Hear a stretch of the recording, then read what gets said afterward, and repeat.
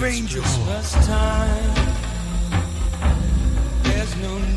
It's time for the MMT Christmas Special Edition. Band-Aid. Last year, I sang along to this, remember? I wasn't motivated enough to come up with anything other than the Christmas corridor is here. Welcome inside, live from Los Angeles. We got a busy show tonight. Live MMT evaluation of Anaconda, Jack Black, Paul Rudd, and The Testament of Ann Lee, a movie I may have walked out of. I'm allowed. Do not tell me I'm not allowed to leave a theater if I want to. I can. I bought a ticket. An A-list. Either way. We're also going to watch the trailer for The Odyssey. I've not seen it yet. I know, right? Thanks for being here on this Christmas night. I've got the Christmas kit on. Every Christmas we've done this show, I've worn this kit. It's tradition here on MMT.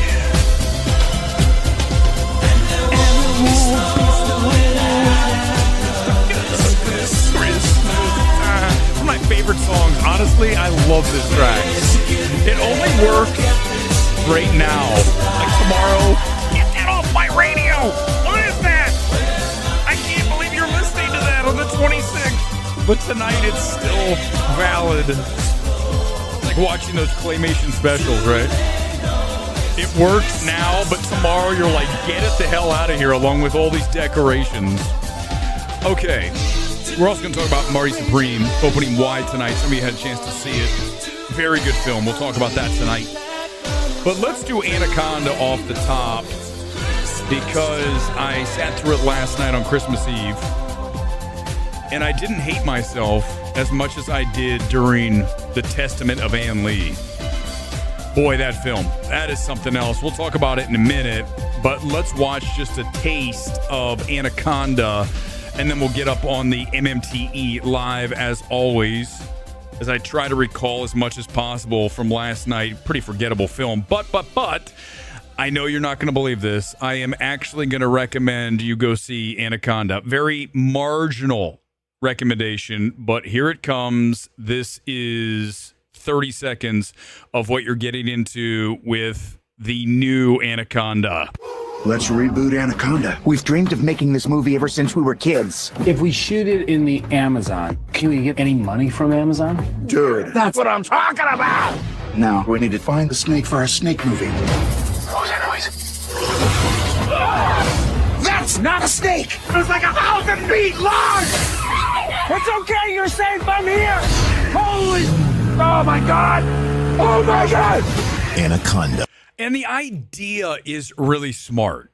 These guys who have not had success in their chosen path in life, they decide that they want to make a new version of Anaconda. Paul Rudd is a struggling actor, and I think that's the best part of this film is the very beginning where you have him on the set of this hospital show.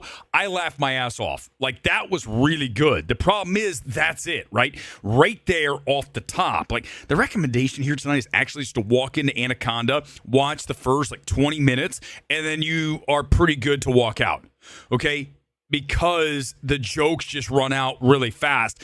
Because anytime you have the industry involved, talking about filmmaking, then, of course, I'm going to be more drawn to it. It's very much like a crappy Tropic Thunder, this film, okay? Like the worst version of Tropic Thunder you can imagine. Maybe not the worst, but just a really just unacceptably unfunny film. How is this not funnier when you have Jack Black, who, listen, mileage may vary on Jack Black. I'm not going to argue that.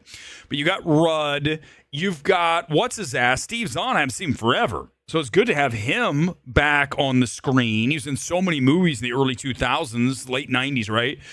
So you've got the pieces here. You've got some cameos that come back. It really should work better than it does.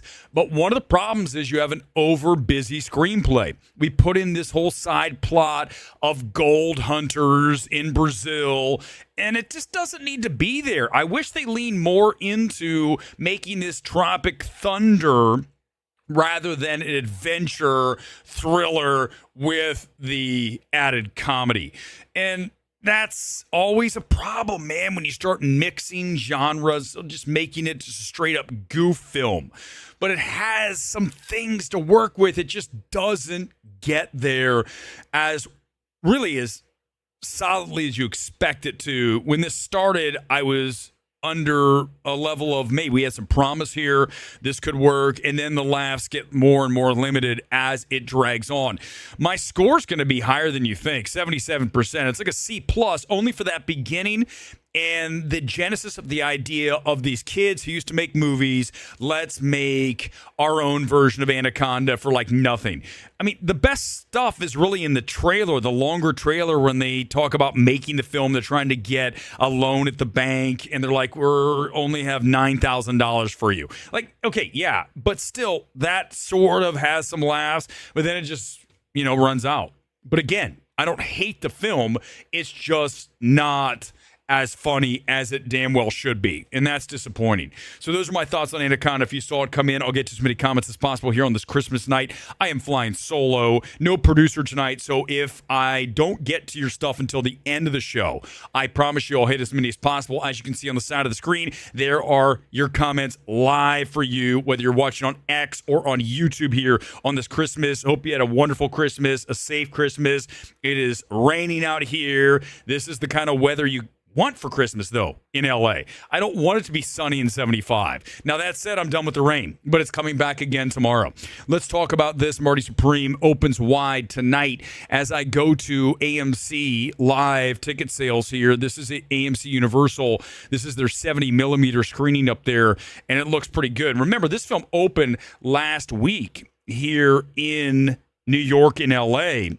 So it kind of has the majority of people that really wanted to run out and see Marty Supreme have seen it. So to see this like it is a week after it debuted here in Los Angeles, that's encouraging. I'm hearing the film is doing better than they expected, and we could be looking at a situation where this is A24's biggest opening of all time. Remember, that was Civil War at about 25 plus million. If this gets to above that, it's the biggest of all time. I think it has a chance. Listen, we want to see films like Marty Supreme succeed because they're not a tent pole, right? They're more challenging than Anaconda or Avatar or Zootopia, and we need to have these kind of films succeed. Now, I'm not going to argue the budget of 90 some odd million dollars on this is absurd, okay? But still, to have a film like Marty Supreme do solid numbers is encouraging. I want to see it start to go to all the films, right? Even a Song Blue, that thing that opens up here today. And then you talk about smaller films that just don't have that big tent pole thing going for them. We need to have these propped up. So let's see if Marty Supreme can become a hit over the Christmas corridor. Important to note, as you look here at the Christmas corridor, you're talking about the busiest 2 weeks of the movie going calendar, okay? So everybody's off and they are ready to go to the movies, and there's nothing else to do, right? In the past, there wasn't even streaming. You had Blockbuster / Hollywood Video, and then you had the movie theaters. After you opened your presents and you all sat down and ate your Christmas ham or turkey or whatever you made. So now you're talking about a situation where there's more options, so you just don't see exactly the same numbers you saw before, but it's still the biggest 2 weeks of the movie-going calendar. When you look here, this is from last night. 27 million total, up 5% from last year. Avatar number one with 10 million plus yesterday. Marty Supreme, Anaconda, 2 million. And again, those numbers will be higher because Christmas Eve traditionally lower than Christmas because everyone's at church. They're just hanging out with family. They're not going to the movies. I went to see Anaconda about 5 o'clock yesterday, and I did go to church. Okay. So, yes, I know it's the one time I go, raised Catholic, but I don't go to church every week. I just need to, at least at Christmas, go in and just kind of get a feel for being back into a sacred spot and just get that Christmas, feel and then move on. Honestly. So you look at the next 2 weeks, starting pretty much today in through the new year, you're going to be looking at numbers every day that are very strong. Zootopia 2 did really well yesterday. All these films, especially the family films, they're going to start to pick up. Avatar, I still haven't seen. You guys know I have no interest. I mean, I really don't. Today, I walked out of Testament of Ann Lee. We'll talk about that in a minute. Why did I walk out? That's in seconds. Well, first we'll watch Odyssey because Testament of Ann Lee is just not even worth really breaking down at some long level other than I walked out. But you look at each day is going to bring in these numbers that are super impressive. So watch out when a film like Housemaid, when a film like Anaconda, when a film like Marty Supreme does these numbers day by day, and all of a sudden you turn around and you're like, how did it get so high? Because every day is much larger than it would normally be on a typical Friday even. Because you look at tomorrow, people are off. They're going to go to the movie starting in the morning all the way through, in addition to the shopping and all that shit. But they're out and they're going to see this stuff every day because most people are off all the way through the new year, or at least have very abbreviated work schedules. So all of that leads to a situation where you're making serious bank over and over and over. Okay, let's watch the Odyssey trailer. I've not seen it yet. I've seen the prologue because they ran that in IMAX last week when I walked in to watch the Avengers Doomsday teaser. We have that as well. Let's do those back to back, and then we'll get into Testament Ann Lee and as many things as you want to talk about here on this Christmas. If you have a super chat, man, I'd love that. I'm not going to lie. It is Christmas, and I also have a new kit to show you guys. And listen, here's what happens. I told you guys, when the super chats come in, when we get any kind of advertising money, which is very limited when you run the Riddler's channel from the Batman, I turn it around and put it right back into the kits. Okay? Right? My collection is insane, and I am going to start a new Instagram that is called MMT Kits, and it's only going to be all of the jersey/kits that you see on the channel because it's one of my hobbies. So why not show those? I've got an awesome one to show you tonight. It came from you guys' support of the channel. That's where it came from. Well, it came from France, but it also had to pay a tariff on it. Yeah, I did. I paid a huge tariff. Trump, you suck dick. Seriously, the one thing, listen, I don't always hammer Trump about everything. I don't think that everything he does is the worst thing. But the tariffs on my jerseys coming from overseas, that's unacceptable. Here comes the Odyssey. Chris Nolan's back, everybody. It's 2 minutes. Let's watch it. I'll stop as necessary. Thanks for being here. MMT Christmas night.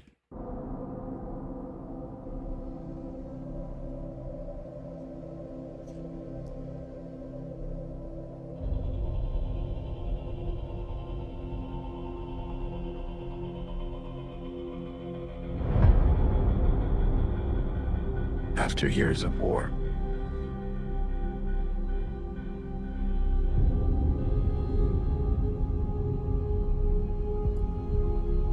no one could stand between my... I mean, we talk about physique critique. You can see that Matt Damon has gotten himself in shape. I mean, he's not MMT level, but he looks pretty good. You can see the separation between his deltoid and his bicep and tricep, okay? He's got short arms. That's one thing I can tell right now about Matt Damon. He has a very short bicep, tricep area, right here. Can you see my cursor?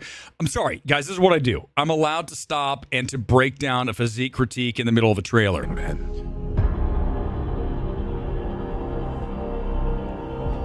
And home. You know what's funny? I was just thinking watching Spider-Man on TNT at the gym, right? The gym has TNT and TBS, and it had No Way Home on. Or I don't think I think it's Homecoming. But I looked up at Tom Holland and I'm like, Tom Holland's kind of limited, right? He's good as Spider-Man, but in anything else, I don't know if I quite buy it. He's so short. Tom Holland's like a midget. He is a little dude, okay? And I'm not, listen, if your height challenge, it's fine. As a movie star, like this big hero, I know a lot of movie stars are not that tall. Tom Cruise, okay? But I'm just, whenever I see Holland, I go, man, he's just like miniature sized. Not even me. I mean, listen, you're going to get all of the cinematography. You're going to get that score from Ludwig. I'm assuming he's doing this, right? Sorry, I didn't do my homework. So this is what you get for the prologue. This is exactly what you get. You get the whole Trojan horse sequence if you go to see Avatar at IMAX. So this is not new to me what I'm watching right now.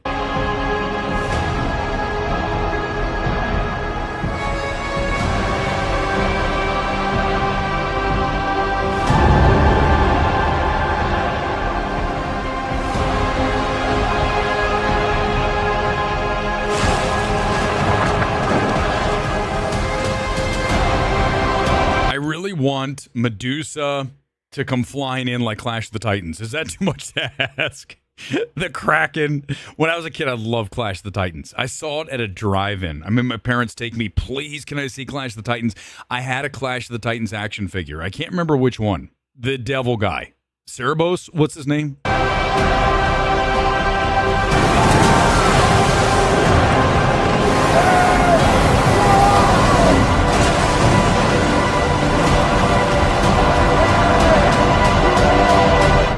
Promise me you will come back.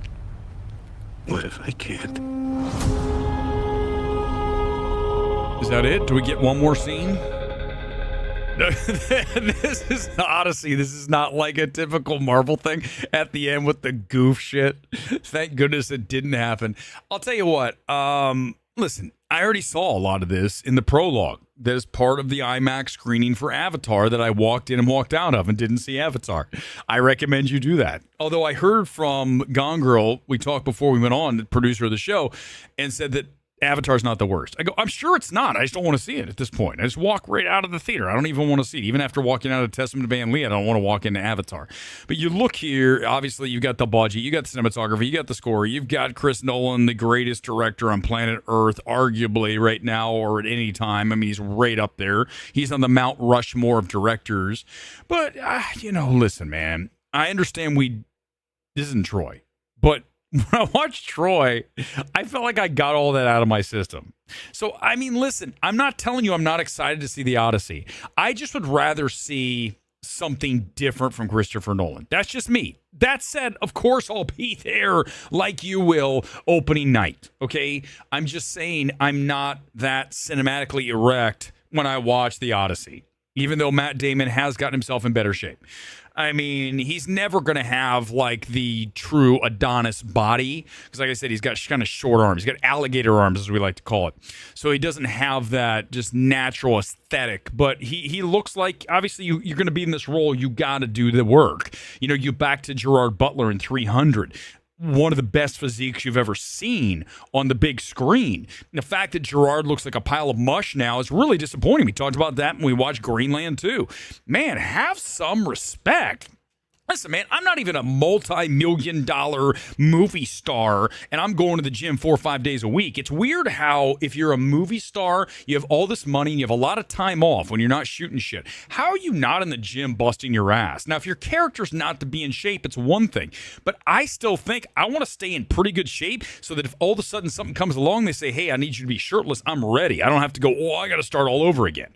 Or I've got to get on the wheel. I want the hamster wheel to be going, okay? Because let me tell you something. There's one thing that I know after working out for 20 plus years and being in the best shape of anyone in this entire space, it's not even a contest, is that once you're on the wheel and everything is going and you start to see the changes, it is just about keeping the momentum going. When you stop, that is where the trouble comes in. You need to keep it going.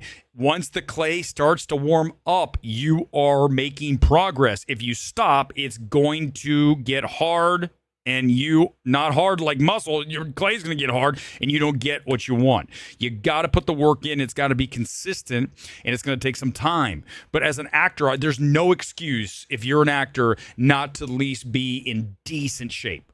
Decent, so that if you need to go up and be in shape, you're not starting at zero. So for any actor out there, honestly, unless you're like a pudgy Jack Black or, listen, I hate saying this, but Paul Walter Hauser. Listen, Paul Walter Hauser that's who he is. If he all of a sudden got thin like Jonah Hill, you don't want to see him in a movie. Like, this is what Paul does. So if you're kind of like that chubby everyman kind of thing, then you really don't want to be doing the gym, because that's your role. You're the character actor, that guy. And that's got to be tough, because you might want to get in shape. You're like, I can't, because then you're going to end up being like, you see those pictures of Jonah Hill? Like, who the hell's that guy? He's got tattoos and shit, and he looks like he's like 110 pounds. These people are taking the Ozempic. They're not going to the gym. They're shooting themselves with a fucking drug, and then they're like not eating, instead of just going to the gym. Because you don't need to be obsessive about it. You can go to the gym, and honestly, you can get it all done in 45 minutes, 4 days a week. I mean, you're telling me you don't have 45 minutes, 4 days a week? Come on. Yes, you do. We all do. I don't care how busy you are. Even when I had my young kids, I was still going to the gym. You got to carve out time, because it's got to matter. You have to make it important, because it carries over to everything in your life. I talk about it all the time, man. First of all, like I talk about with these kits all the time, the kits won't fit. And I got to make sure the kits fit, right? Real quick, let me show you this. So remember, I told you off the top that what do I do with the money made here? And trust me when I say this, the monetary return is very low. But here's the thing. I enjoy doing it. Some of you seem to enjoy it. This is what you guys purchased this year. This is the brand new kit. Check this shit out. This is from Toulouse in France. League One. Look, League One patches here. Just let me show you guys. When I get these, these have to be the player version. Okay? So this has the League One patch. This has this sponsor patch. This also, check out, can you guys see this logo? I promise I'm going to get back to movies. I just want to see this. Can you see this? Iridescent. Okay? Also the sponsor on the front, iridescent. And then of course, I got it on the back. I have to get the sponsor on the back, New West. All of that. This is the absolute exact kit that the team wears out. There's no difference between this jersey and the one that's on the field. That's how I operate. And so I want to thank you guys for that, because this is a new one that'll be showing off very soon in the new year. I just got it. I had to pay a tariff on this son of a bitch. It was already like $100, and I swear the tariff was 50. It's like a 50% tariff. And when they bring it to your house, they're like, "Hey, you're not going to get that until you pay the tariff." I'm like, "Fuck, seriously?" So they don't even let you like put it on credit. They're like, "You either pay it or you don't get the kit." And I'm like, "Okay, fine. Here's your $50 extra for the kit because of Trump's tariffs." Brazil, same thing. That Brazilian kit was like $75 in additional fees. So you're paying the fee for the kit and the shipping, which is not cheap, and then they hit you with the tariff. I'm like, damn, man, what the fuck? All right, let's watch quickly, and then I'll get to the Testament of Van Lee. I'm going to watch the trailer for Avengers, because I told you guys there's not much to watch. But let's watch, if you haven't seen it yet, this is the Chris Evans trailer. Here it is. It dropped 2 days ago. Here it is. Let me hit this. Got it? Can you guys see it? Here we go. Make it bigger. Just how I described. A house, middle of nowhere, here he comes. Captain America on his motorcycle.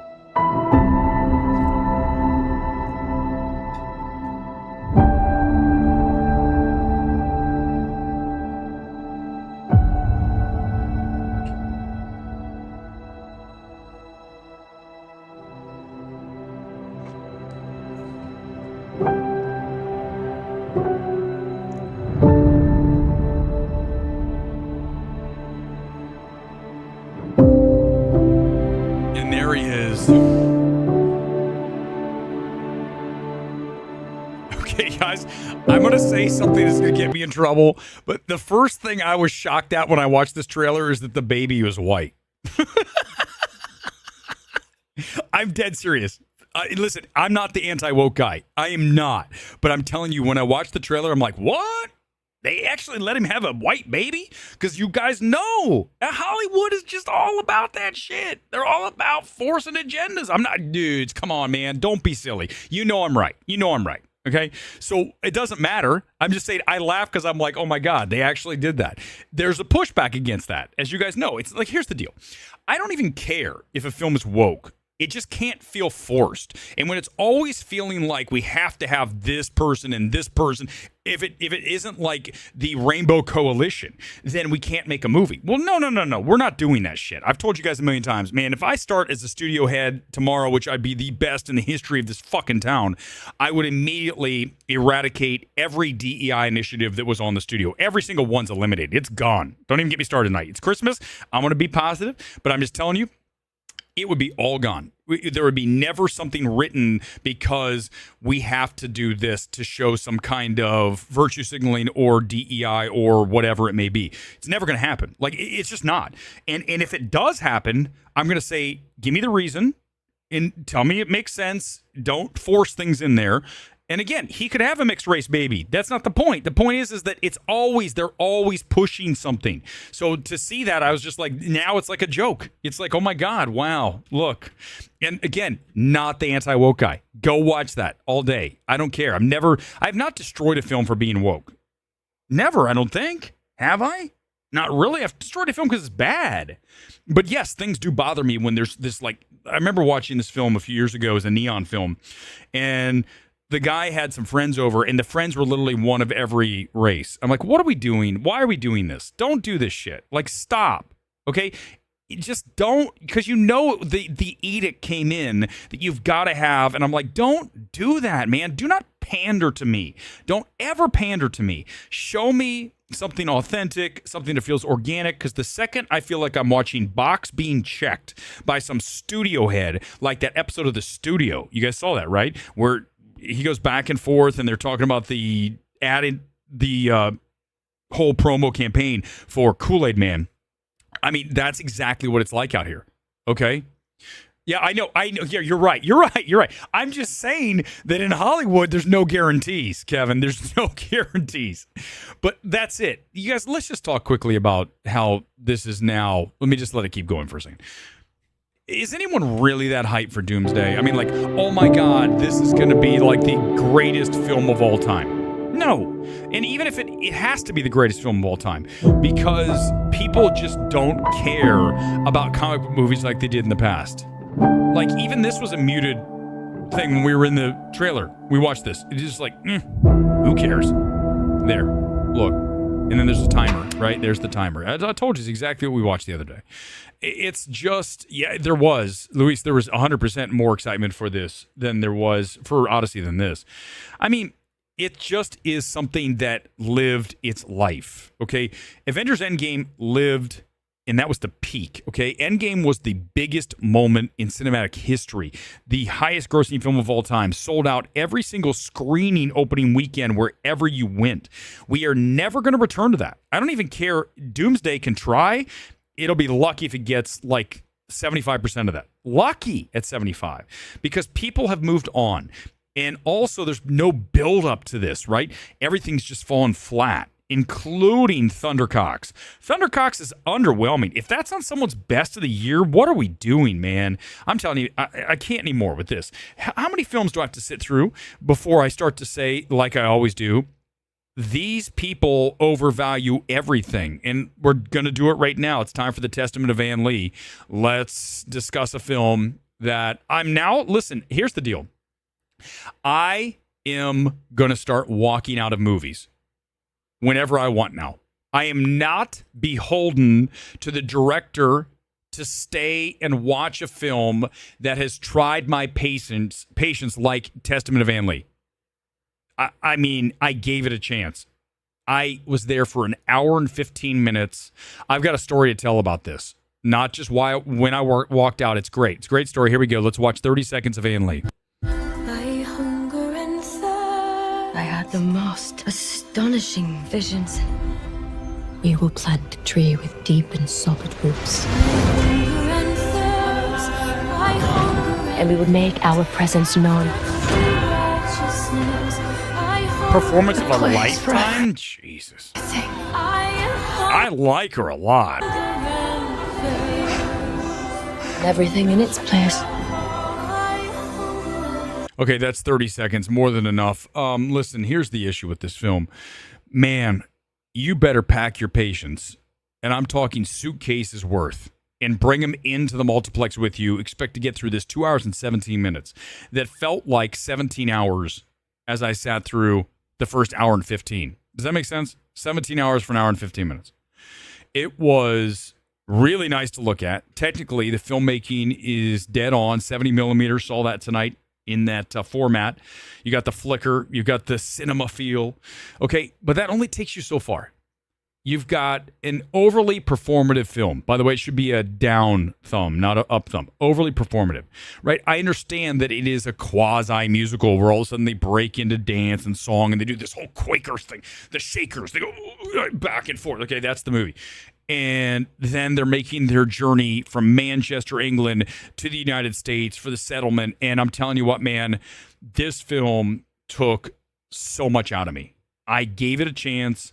I walked down and around because it's one of those you can go on either side. And I said, let me just give it a second. I'm going to give it I need a break. I'm going to walk back in. I'll sit closer to the front. Maybe that'll get me engaged a little bit more because I was all the way in the back. More on that in a minute. And I just finally said, when Lewis Pullman's doing another song and dance, I said, I just can't do this anymore because of that punishing pacing and no sense of urgency. Artistry only gets you so far.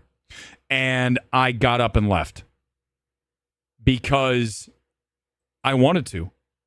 Here I am. Now, let me explain this to you.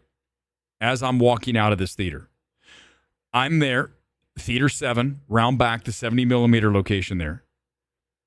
It's raining here. It's why I had my hoodie on. I said, I'm walking out. And guess what? Right after I took this selfie, I'm not kidding you. See how the doors open? A couple walked out. And I said, are you guys leaving? They had all their stuff. Yes. Another guy. Are you leaving? Yes. 100%. If I had their names, I'd bring them on live right now. 3 people walked out at the same time in addition to me. And they go, I just can't. I go, I'm with you. I can't do this shit anymore. And it's not, I don't have a duty. I don't have a cinematic duty. You know what you have a duty to do is not bore me to tears, to not punish me with your selfish film. That's what you have a duty to. So don't come in here and try to criticize or shade me for walking out. I'll walk out as many movies as I want. I walked out of The Alto Nights. I walked out of Secret Agent. I walked out of It Was Just an Accident. These are not good films. Listen, Secret Agent is probably the best of those, but it's still not a film that I want to watch. Listen, I've got A-list. I get 4 movies a week. It costs me nothing to walk out. I'm at the point now in my life, why am I going to sit there for another hour if I don't like what I'm watching already? There's no payoff. It would have to be the greatest movie of all time over the back half. And apparently it gets worse. It gets even more sloggy. Oh, but by the way, don't tell Birge Ibiri, who's our clueless critic. This guy, every time, the chin-stroking New York critic who speaks for no one. Bilge Ibiri. Every time I have to read this guy's takes, it's like, what are you doing? But remember, he's the New Yorker. He's so learned. He's a failed director who turned into a critic. Read his bio. Listen, I'm all for you trying things. I'm just going to hammer him because I can't stand the stuff that he pushes. Look at this shit. A glorious, stomping, moving testament of Van Lee is like The Witch. By the way, with 2 V's because he couldn't just say The Witch. I mean, not that I haven't done that before, but still. Meets Andrei Rublev. Meets, are you guys ready for this? Rhythm Nation. What? What did you just say? Do you see this? Rhythm Nation. Janet Jackson's Rhythm Nation from like 1990? What are you doing? How far out of touch are you if you're a critic and you are recalling Rhythm Nation for the testament of Van Lee? That's your boy Bilge Ibiri, who continually proves that there are very few critics who are more clueless than he. I would argue that you have Sean Fennessy and Bilge Ibiri as the 2 most fucking idiotic critics on the planet. Literally, and here's why they're worse than even what I just said. Remember what I told you guys. Whenever I get like all worked up about something. It's because the value of something, as I point up here to my Moonlight FYC box, is up here, and the value of what they're actually delivering is down here near Pearl, right? Moonlight to Pearl, both A24 films. But look at the difference. This is Bill Jabiri. Value, worth. Fantasy, value, worth. Okay, this is where, do you understand this distance between screeners? This is where the anger comes in. This is where I get furious, because it's one thing if we're talking about a critic who has no respect. Speaking of respect, it's right here. I'm pointing to it. There, Aretha Franklin. I don't know how the hell that got up there. I like the box.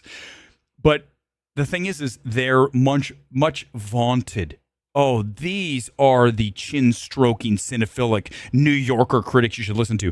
Bill Jabiri, let me explain who you speak to. No one but your circle jerk of other nerd-ass, lame, cinephilic people that have no bearing to real-world audiences. None. Zero. I mean, zero. Rhythm fucking nation. If I sent this tweet, do you know how hard I'd get dragged? Do you guys know? Okay. I get dragged for all kinds of shit on Twitter. Oh, this guy's the worst. He walked out of a movie. But Bill Jabiri says Testament of Ann Lee is like Rhythm Nation. And no, let's leave him alone. He writes for the New Yorker. He's written books. I don't give a shit. Just because you've written a book doesn't mean that you're some kind of god. There's plenty of dumb people who've written books. So what are we talking about? Like, right, we live in this academia mentality. Well, he works for the New Yorker and he's written books. I don't give a shit. With stuff like this, I don't need to read anything he ever says. It's like Rhythm Nation. You all would drag me to the dudes. You would come after me. It would never stop. Ann Lee's more like Midsummer and Les Mis. That's a great call, Luis. Much better. But Rhythm Nation? Are we seriously talking? Hold on, I got to find out something.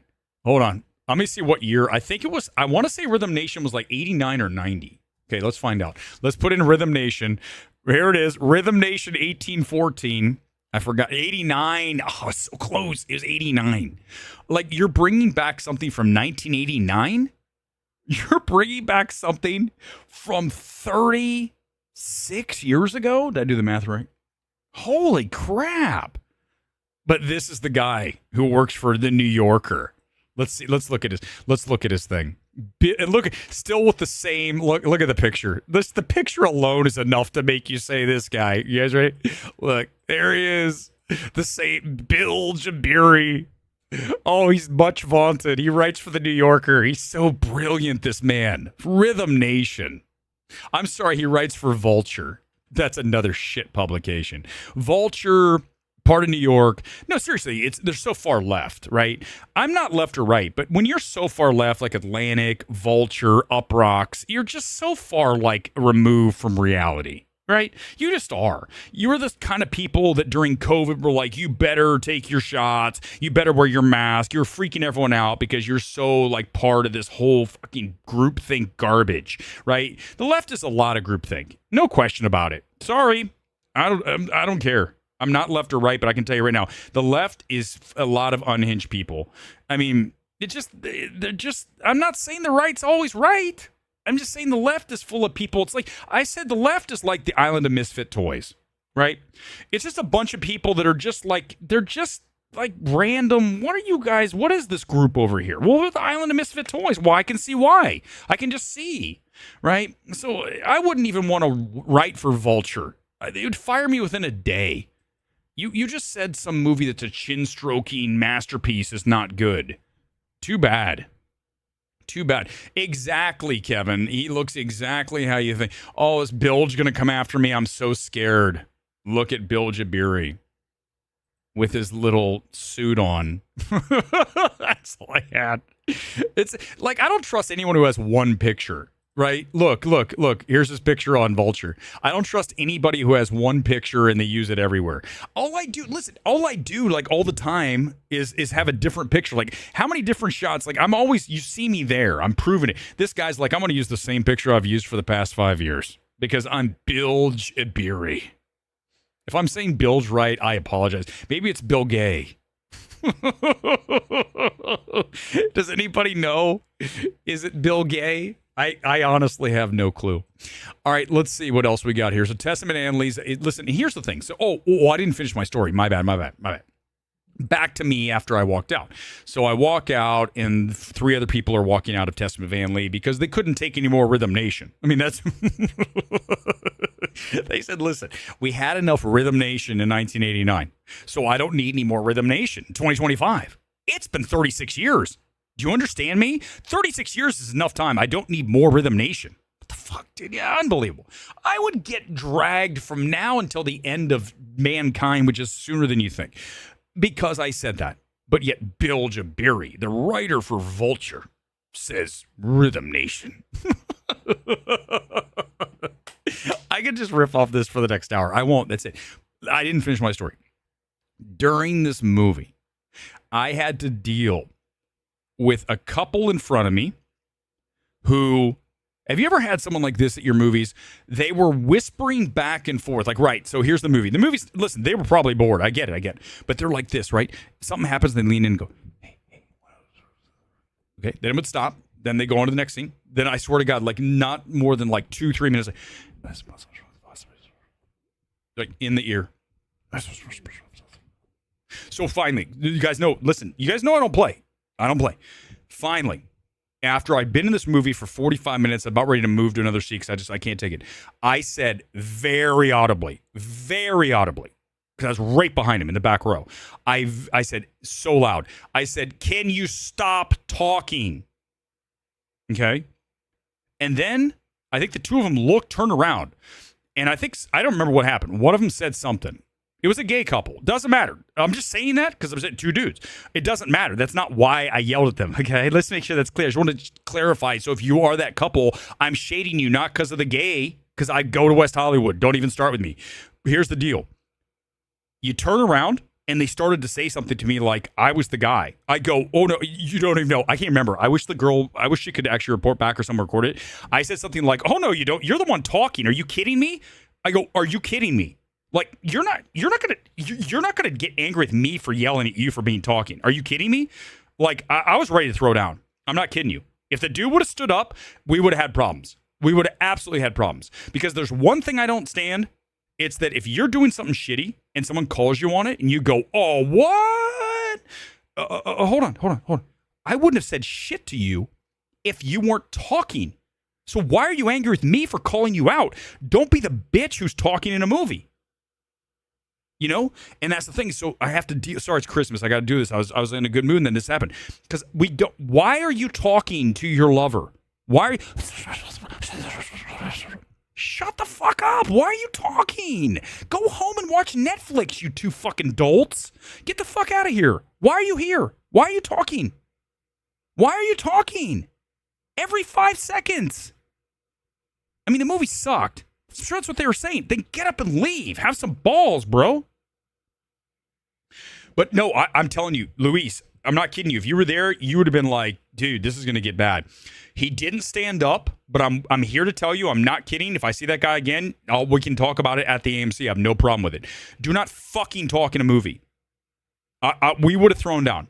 Oh, absolutely. It would have been bad. I would have just absolutely caused a scene. I'd be like, you're kidding me. You're going to get angry with me for saying shut the fuck up? And I didn't even say shut the fuck up. You're going to get angry with me? I don't think so, buddy. I don't think so. I'm super chill. But then when that shit happens, when I'm saying, can you please stop talking? And then you're going to give me attitude for saying, can you please stop talking? I don't think so. It's just not going to happen. I understand how this happened. Remember that in Boston, that kid that told us the teens to be quiet and he got jumped? Listen, I'm not saying that it would be wise if it were a group of teens. I probably would walk out unless I had a posse with me. But with these 2 guys, it doesn't even matter. Like I said, sexual orientation doesn't matter.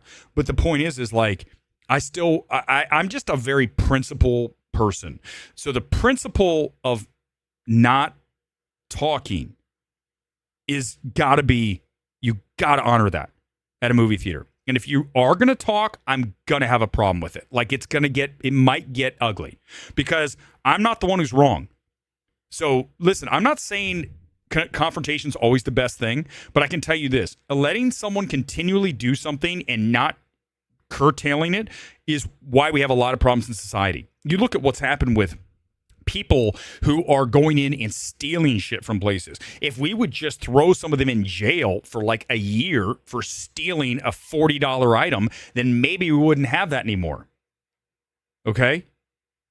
Or at least like 30 days in jail. Like, we need to start cracking down, right? As soon as you start letting things go, it gets worse and worse. Now, here's the deal is I hope I see that guy. I don't even know what he looks like. There were two guys. They were right in front of me. I didn't even want to look. But I was like, you know how you get in that fight or flight? I was ready to throw down. I was angry because I was like, I'm not gonna pretend that I'm the bad guy. There's no way. There's no way I'm gonna pretend I'm the bad guy. None. Zero. It's very poor movie-going etiquette to talk during a movie. It shows you don't respect others. Listen, and someone came after me for like taking a selfie at the end of, remember the Poor Things thing during the credits.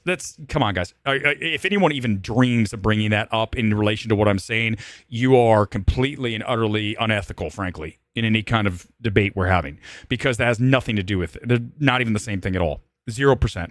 Zero. Okay? I have never, like, in the middle of a movie gone, hey, everybody, look, I'm on camera. Okay? Like, and even if you have one thing to whisper, it would have been fine. If he would have done it one time, I would have said it's okay. The problem is it continued. It wasn't one or two. He kept leaning over. What are you doing? Why are you talking? Are you that codependent that you cannot shut your fucking mouth for like 2 hours?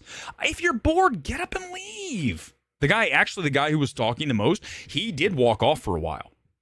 So, but again, if you're that bored by the movie, have respect for others and remove yourself like I did. You didn't see me in there going, this movie sucks. I hate Testament of Anne Lee. What a piece of shit. Now, at the end of Ari Aster's Beau is Afraid, I did shade the audience. Remember that? But the movie was over.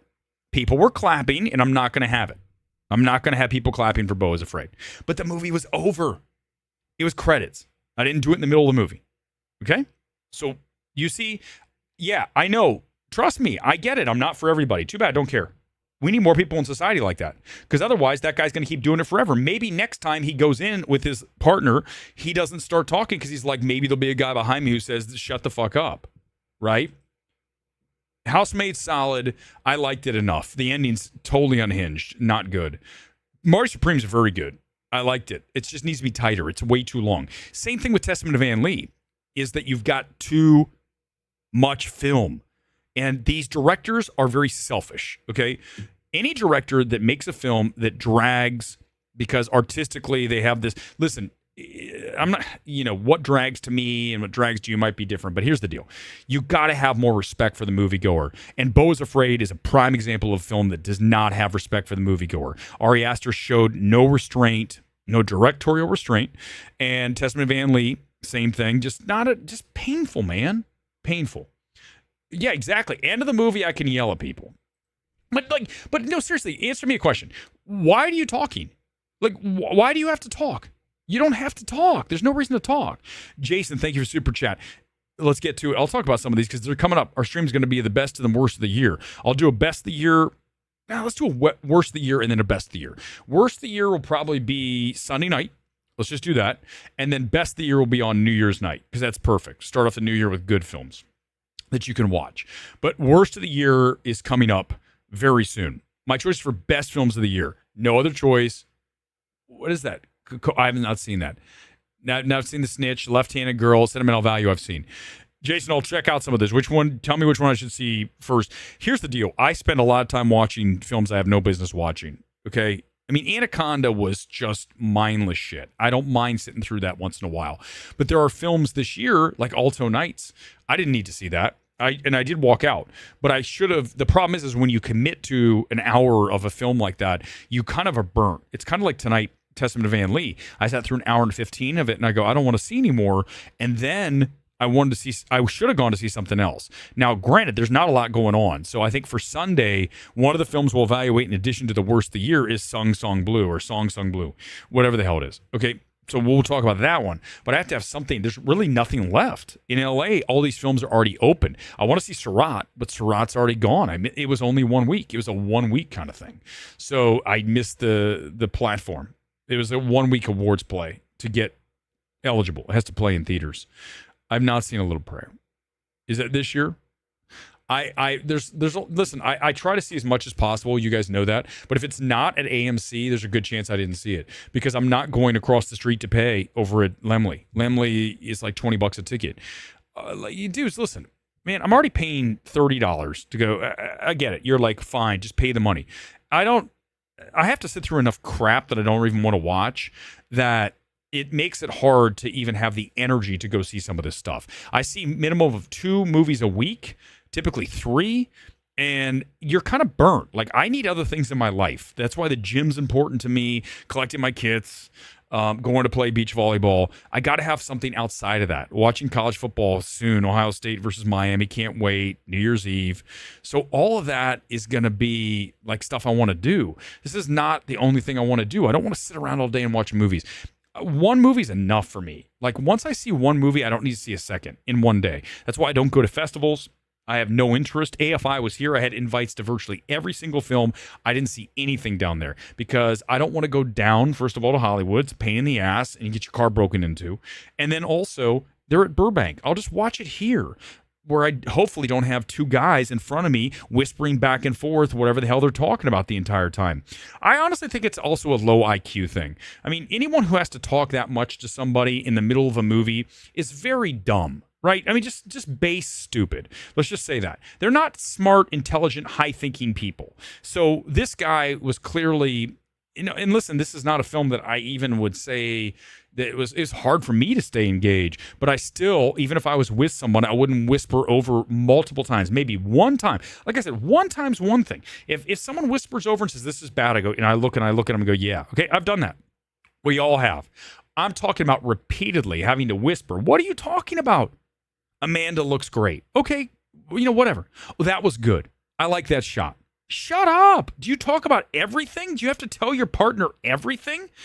That partner probably at the end of it's like, oh, no wonder this guy even knows what my life's like. I have to listen to this guy talk to me all the time about shit. Shut up. In the middle of a movie. Just watch the movie. It's unbelievable. Odyssey's going to be long. I mean, he's earned that runtime, though. He's allowed to do whatever he wants. So, thank you, Kevin. I appreciate it. Thank you for being the best in the film space. Do you have any Christmas holiday films you love?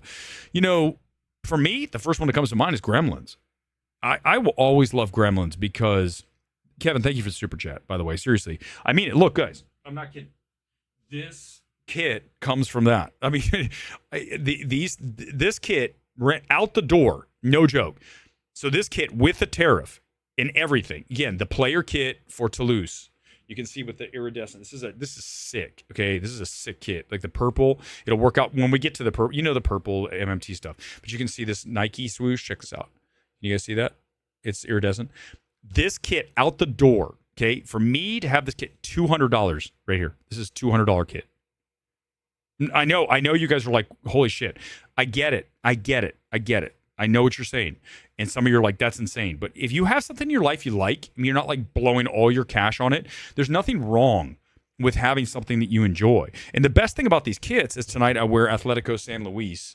This is our Christmas kit. Every Christmas I wear this one because why? It's red and green. It's perfect. But look, I get to wear them. They also serve as motivation for me to stay in shape because they're player kits. They're slim fit. I've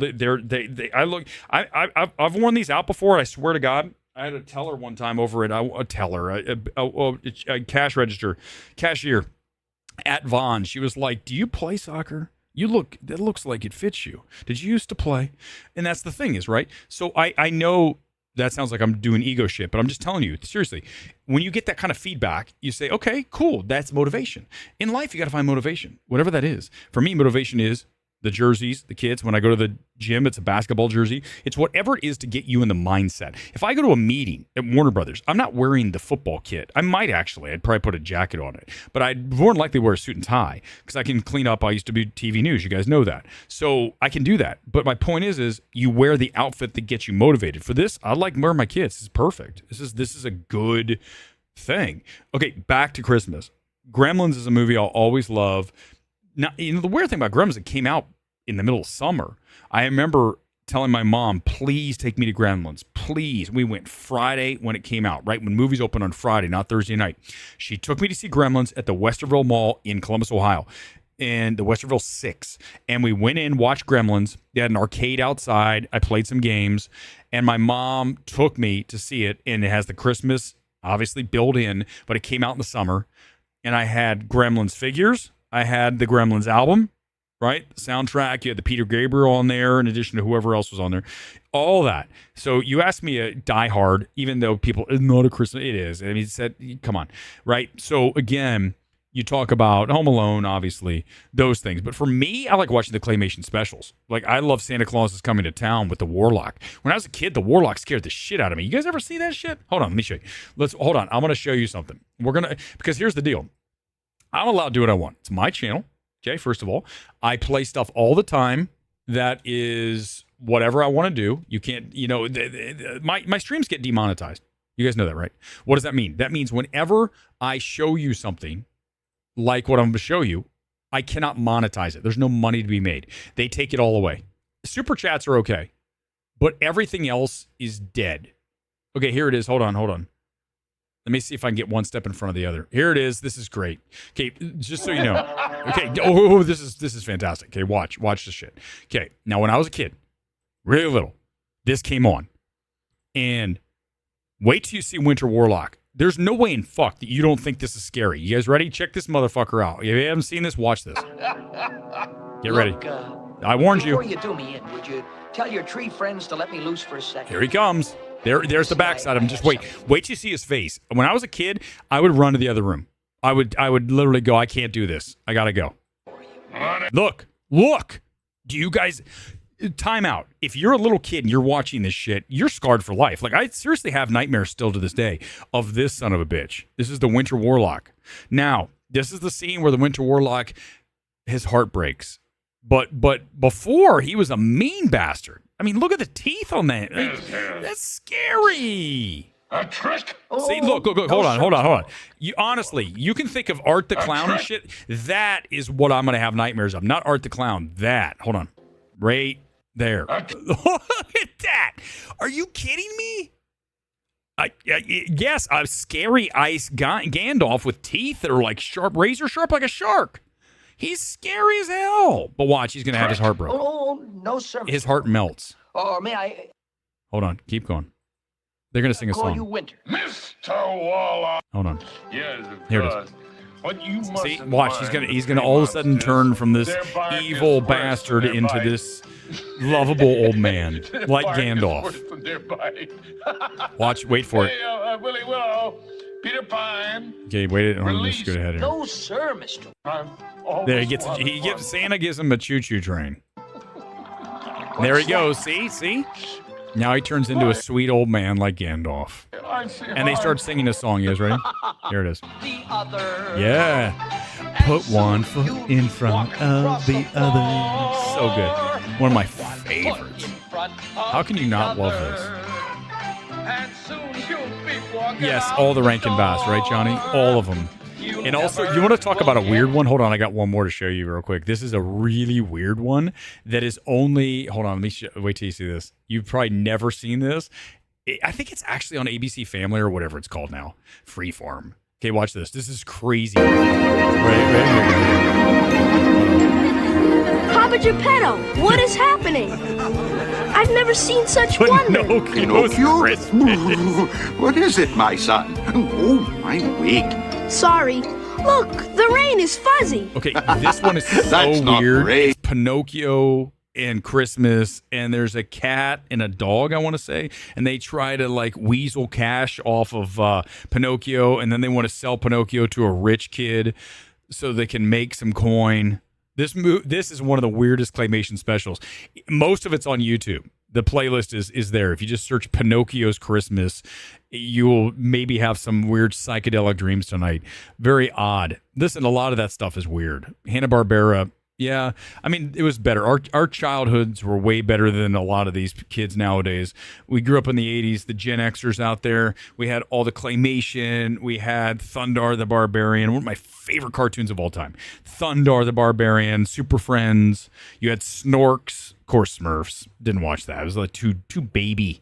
And we had G.I. Joe, Transformers, He-Man in the afternoons. You were on a local affiliate. Like they had a bunch of syndicated cartoons.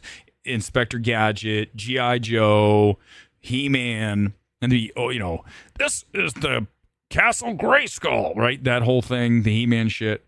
That was cool. I was a little too old for He-Man. Like when he came out, I got a little bit. So you guys know, listen, I'm Gen X, man. So that's how we grew up. And we were allowed to do whatever we want. The parents just said, go out there and do what you want. We're going to ring the cowbell. And you'd come running. You'd come running when the cowbell came on. All right, guys, that's 1 hour. I'm going to get ready to wrap this. Let's do the comment blast closeout. If you have not come in with a comment, do so now. I'm a little, by the way, I don't know if you guys noticed, I'm a little under the weather. I woke up today, I was just like, I'm a little bit, it was fine. It's not why I hated Testament Day and Later. I didn't hate it. I just don't have the patience anymore for films like that. Sometimes I'm not in the mood, right? You have to be in the mood for it. Okay, here we go, you guys ready? Here it is. Let's listen to we'll listen to Band-Aid, Do They Know It's Christmas? And then we're out of here. I'll get to as many comments as possible. Yeah, I woke up and I was a little bit under the weather. I'm like, it sucks. It is what it is. Thanks again for the super chat, guys. Always appreciate that. Gremlins 3 should be fine. Listen, Gremlins 2 is funny. It's weird, right? It's weird. That's how you do a sequel. Make it strange. I like the whole Turner thing, right? He's at the Turner building. That's great. The Clamp. What's his name's fantastic in that. The actor. I'm forgetting his name. He follows me on Twitter. He's so good in that film. In Gremlins 2 is the bad guy. It's fun. What a fun little film. Yeah. Okay, going back to the beginning. If I missed some of these comments from the very beginning, they're probably long gone, but thank you, John. Appreciate it. Merry Christmas to you as well. Sodvik, all of you guys, honestly, I appreciate it. Oh, nice, Morelia. Hey, listen, by the way, if you're still here, Delston, I do have a Morelia jersey. You know that, right? I have two Atletico Morelias. You know what? I might need you to send me one. Would that be too much? Hey, thanks, Sully. Appreciate it. Always awesome. Oh, yeah, exactly. Marty Supreme's one of the best films of the year. I still like No Other Choice, but it's very good. Is he? Oh, don't say that, John. Leviathan better not be coming back. Hey, Greg, I totally agree. Sully, you just saw it. You just saw it. This is it. We see it. We're on the same page. We're on the same page a lot. I'm glad we are. Anaconda's not great, but it's also not nearly as awful as people are saying. I mean, I've seen way worse films. Way worse. Yeah, I know. It's fun enough. It's fun enough. Yeah, exactly. It could have been better, though. That's the thing. Well, it's not. No. Sorry, Louise. Not happening, man. I'm not having it. 40 million for the 4-day topic on Marty Supreme? Possibly. That'd be great. It'd be really good. Could happen. Listen, that film's got a lot of buzz, and I'm glad to see it. Zendaya's Athena? Is that right? I don't even know. Yeah, exactly. I actually put it on a little bit early tonight. Again, I'm a little bit under the weather, and it's Christmas, so I figured we'd just knock it out. Sometimes it's good to knock it out. I record. You remember, if you have not seen all these streams, just go to Midnight Movie Talk on YouTube. You can find them there. X, I do them live. I typically delete them afterwards. I just let them live. Who cares? Whoever wants to watch. The way I see these streams is I'm doing like a video only live. So you're watching me make the video. Does that make sense? I love that there are people I can bounce off of in the comments, but my point is I would make the video live. I've done that. I did that for SpongeBob. I just came out and I go, let's just do it live.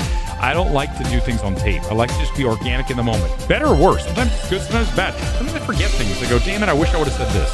You forget to put stuff in there and you forget. But it is what it is, man. Can they stop casting Zendaya for everything? I mean, her and they're a couple too, so I mean, they can work on that. Thank you, Kusma. Appreciate it. Yeah, it's a good Christmas kid. Oh, you're saying the other one? Yeah, the other. This kid's sick, and it's already sold out. So this is the one, like I said, with the did you see that? The iridescent patch is sick. Hold on, see that? Look, it's also it's a really it's a rubbery patch. This is Toulouse in France. Again, tonight we'll have this on soon. But yeah, my kit collection is unbelievable. It really is. I'm very proud of it. Hopefully you have something you like. There's nothing wrong with that. But what I love about these, I get to wear them out, and then when people see them, people go, cool, man, where'd you get that? I've never seen one of those. Where'd you get that? I'm like, from France. They go, what? You didn't get it in LA? No. In fact, I bet you're one of the only people in LA to even have this, honestly.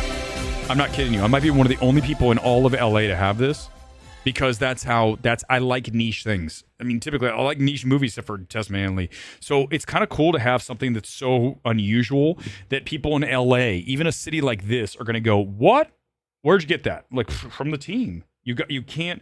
Oh, dude, I didn't even realize this. Look, it's got like a hologram here to show. This is obviously, like I said, all my stuff is authentic. If it's a fake, you can't fake that. It's very hard to fake that kind of like iridescent tag, right? Watermark.